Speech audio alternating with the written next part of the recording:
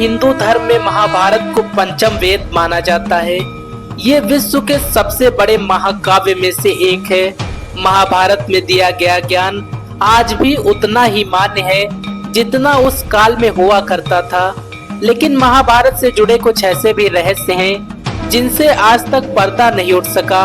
नमस्कार, मैं दिव्य रघुवंशी आप सभी लोगों का स्वागत करता हूं आज की इस वीडियो में। आज हम महाभारत से जुड़े कुछ 10 ऐसे रहस्यों के बारे में जानेंगे जिनके बारे में अधिकांश लोगों को जानकारी ही नहीं है। तो चलिए दोस्तों, समय को व्यर्थ किए बिना आज की वीडियो को शुरू करते हैं। नंबर 1, 18 का रहस्य।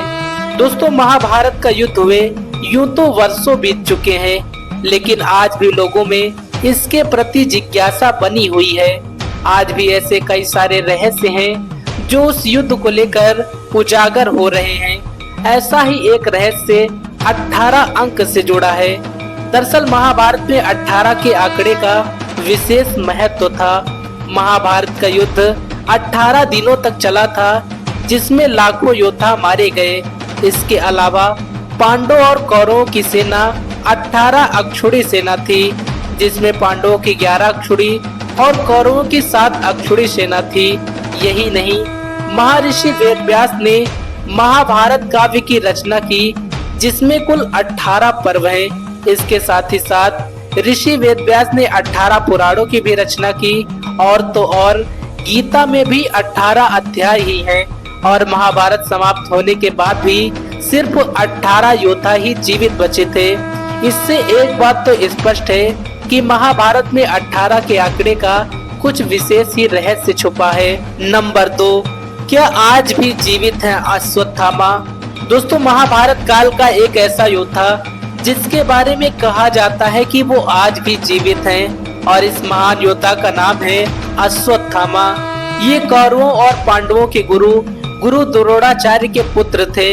इन्होंने महाभारत युद्ध में कौरवों की ओर से युद्ध किया था, लेकिन उन्होंने एक गलती कर दी, जिसके कारण श्री कृष्ण ने उन्हें ये श्राप दिया कि वो दुनिया खत्म होने तक इस पृथ्वी पर भटकते रहेंगे। दोस्तों, आपको बता दें कि आज भी कई जगहों पर अश्वत्थामा को देखे जाने की बातें कही गई हैं। हालांकि इस बात में कितनी सच्चाई है, इस बात की कोई पुष्टि नहीं कर सकता।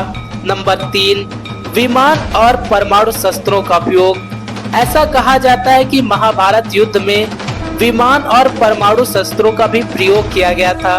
दरअसल मोहनजोदड़ो की खुदाई के दौरान कुछ ऐसे कंकाल मिले थे जिसमें रेडिएशन के प्रभाव दिखाई दिए थे।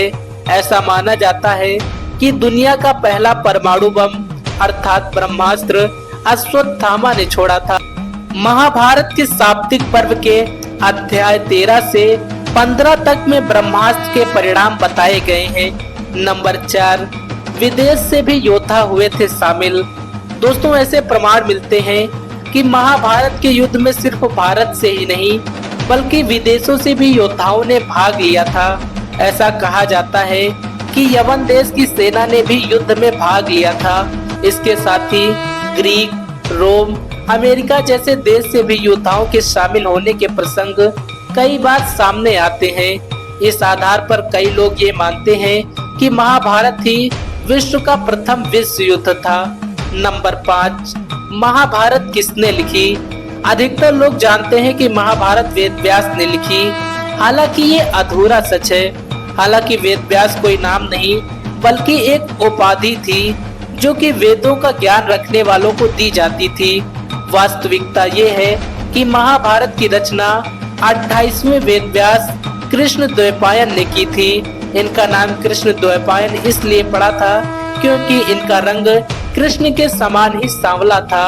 नंबर 6, 3 चरणों में लिखी गई महाभारत। दोस्तों, महाभारत एक महाकाव्य है जिसको लिखने में एक लंबा समय लगा था। क्या आप जानते हैं कि महाभारत जैसे महाकाव्य को 3 चरणों में लिखा गया था? पहले चरण में 8,800 श्लोक, दूसरे चरण में 24,000 श्लोक और तीसरे चरण में 1,00,000 श्लोक लिखे गए थे। नंबर 7, अभिमन्यु की मौत का सच।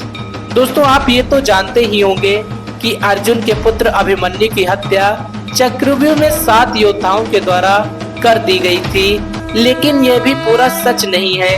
महाभारत के अनुसार अभिमन्यु ने चक्र में लड़ते हुए 7 महारथियों में से एक, जो कि दुर्योधन का पुत्र था, उसे पराजित कर दिया था और इससे नाराज होकर दुशासन के पुत्र ने अभिमन्यु की हत्या कर दी थी।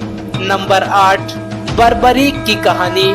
दोस्तों, क्या आप उस योद्धा के बारे में जानते हैं जिसके कटे हुए सिर ने दूर पहाड़ी से महाभारत का पूरा युद्ध देखा था? इस महान योद्धा का नाम था बर्बरीक। बर्बरीक भीम के पौत्र थे। बर्बरीक ने फैसला किया था कि वो महाभारत युद्ध में हारे हुए पक्ष की ओर से लड़ेंगे। बर्बरीक वही महान योद्धा थे जिसे वर्तमान में खाटू श्याम के नाम से जाना जाता है। दोस्तों, आपको ये जानकारी कैसी लगी? कमेंट बॉक्स में अपनी राय जरूर दें। कल फिर से मिलेंगे एक नई वीडियो के साथ। तब तक के लिए जय हिंद, जय भारत साथियों।